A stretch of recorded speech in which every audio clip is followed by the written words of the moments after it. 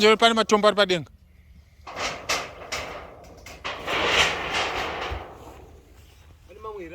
One iri kuside kunokona. Last week, when one of the workers tried to use the toilet, they realized that there was a lot of water in the hole and there was a really bad smell coming from that.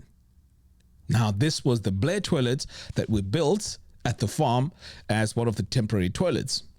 At the time when we built it, there was no issues because we had a drought. There weren't really heavy rains. But this time around, because there were really heavy rains this season, that temporary structure that was built was not built professionally. It was not built strong. So the water was seeping in and it filled up the whole hole. As you can imagine, that's really disgusting. For those of you that are new and are watching me for the first time, I am on a journey to build my retirement back in Zimbabwe. So it's been up and down. It's been very difficult, very challenging, but of course, we're not giving up. So what we decided to do was to build a proper toilet. So obviously for a toilet, you're going to need a septic tank. So I asked a few people, got some quotations, and the quotations were quite high actually, because I was being told, oh, the whole thing might cost 800 or it might cost about 1,000. And I said to myself, no way.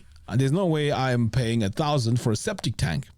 So me now, being smart, went on the internet and I went to one of the local suppliers, Halstead's. So I thought, you know what, let me just take a look at Halstead's and see how much these septic tanks are. And of course, you know, when I do these type of jobs, I would like to go big because I don't want to go in, you know, put in a small, tiny septic tank. And then later on, I go in and then I start, you know, building another one. So I thought, okay, let's go for the biggest one. And the 6,000 liters is the one that I saw here, and I looked at the price and I was like, oh my goodness, this is 2,166. That's just for the tank. We have to get it delivered. We also get the we also have to have the team of guys on the ground to dig the hole, and of course we need a plumber to connect everything. So I'm thinking to myself, how the hell am I going to do this? You know, this is very expensive, 2,000 for a septic tank.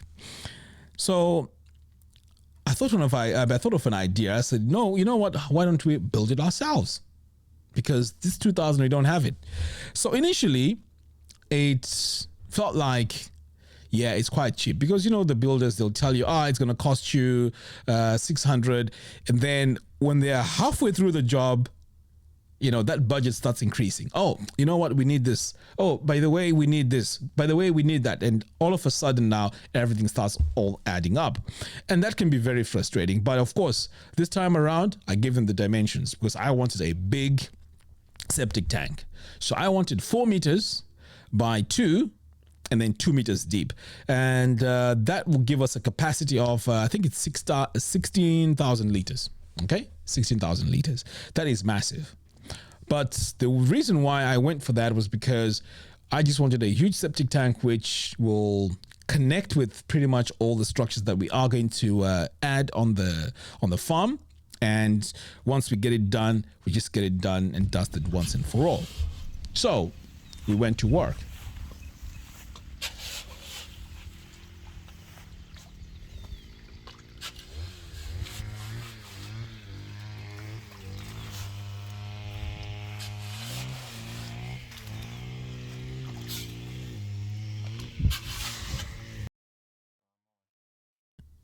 The next day, disaster struck.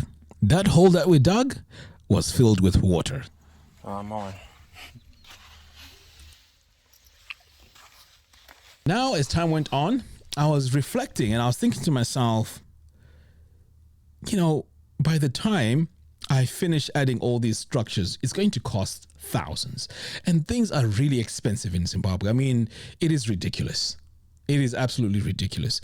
There's a truck that came with 5 cubic of these stones, and they wanted 200. Can you imagine? 200.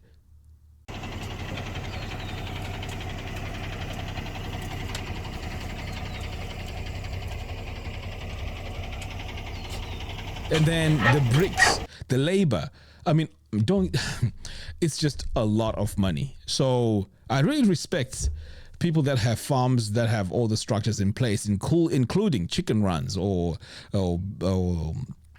any sort of setup that's there. I mean, it's really costs a lot of money. Work resumed and they started building the septic tank.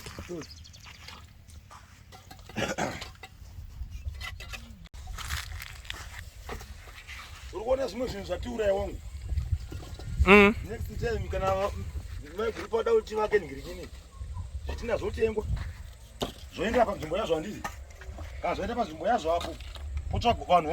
Now, at one point, I thought to myself, do I really want to go ahead and put a lot of effort on the farm? Because as you can imagine, there's a lot of effort that goes into it. So I had to put extra cameras there so I can see, exactly what's happening. And at the moment, the cameras are not really working as they're supposed to, because we need to add a Wi-Fi booster, because the other cameras, they're not really getting the signal.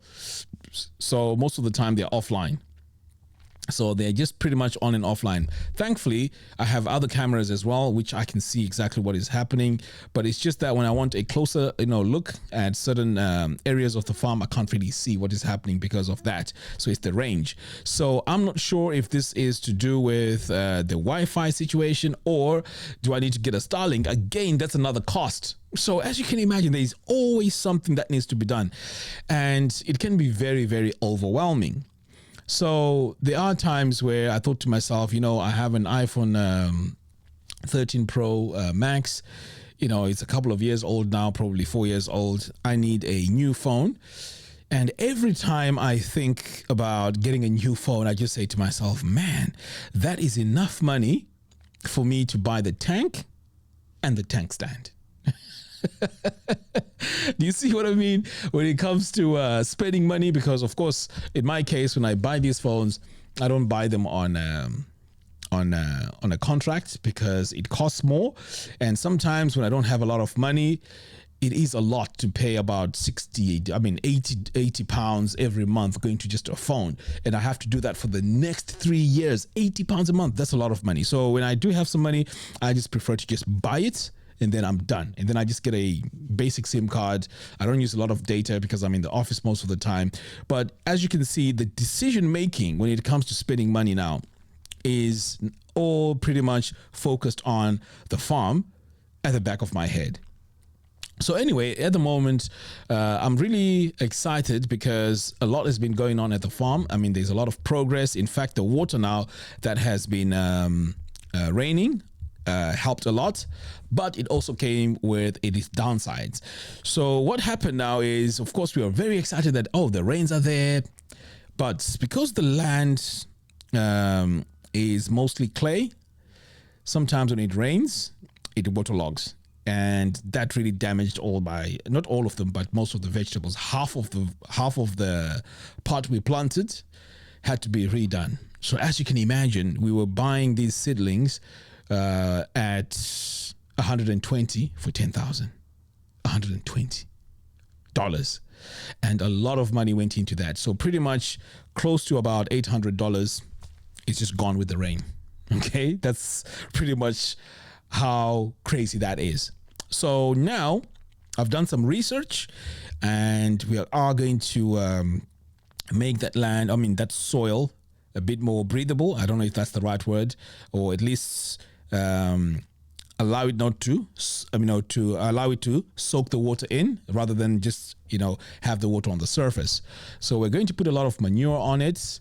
We are also going to specifically chicken manure. I got a supplier, and that is also going to serve as fertilizer for the actual crops that we're going to be growing on there. Because so far, the people that have tasted our vegetables, they love them so much. In fact, those that tried it have already started making orders, and we can't even meet the orders. So it's it's really, really exciting. And to be honest, there were moments where I felt like, do I really need to spend so much effort and emotion towards this farm? It was just too much work, even so stressful. Sometimes I have to go without and focus on the farm, and that can be very draining.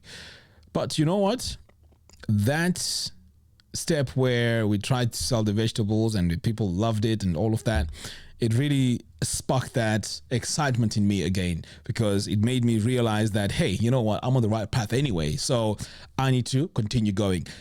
All I have to remind myself now is these things are very expensive, but once you have all the structures in place, then pretty much we are good to go. So I'm really excited about that, but at the same time, a lot of money goes into farming. It's really unbelievable. Right now, as we speak, I have to think about all the plumbing work that's needed for the farm. I mean, for the borehole.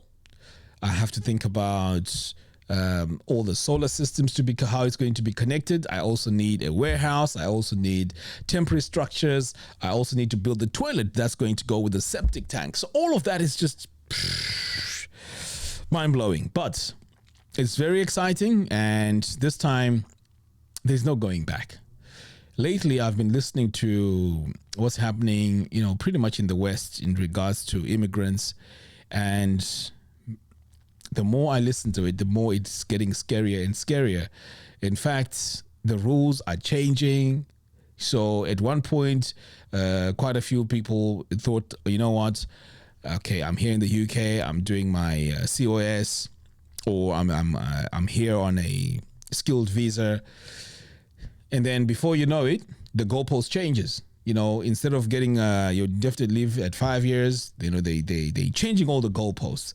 So how do you plan like that, really? So I'm not saying I'm affected, but this just goes to show that if these things are happening now, what's going to happen tomorrow, even to those that have their settlements? What's going to happen?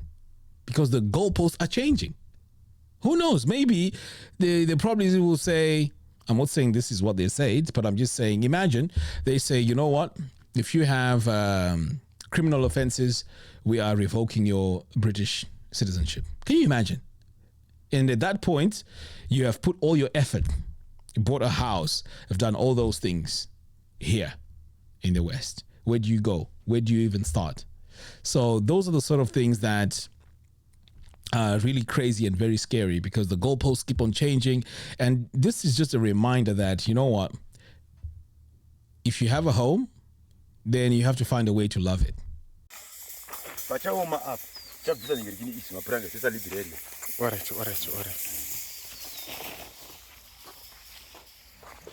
The septic tank is now complete, so what is left now is to add the manhole, and then of course we can add all the plumbings, and then once we connect the toilet, we're going to see how this is going to work. And by the way, we're not installing the soakaway yet, because that needs to be done when, of course, the rains are gone.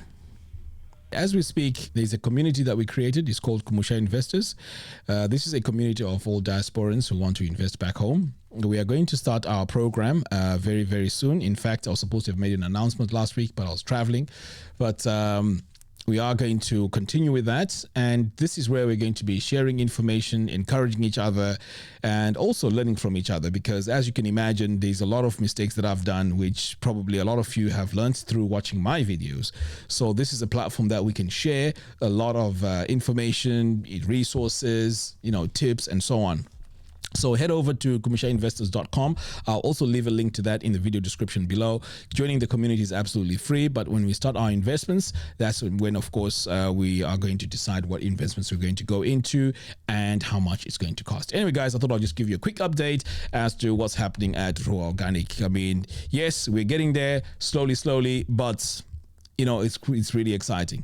Anyway, guys, thank you very much, and I will speak to you very, very soon. Take care.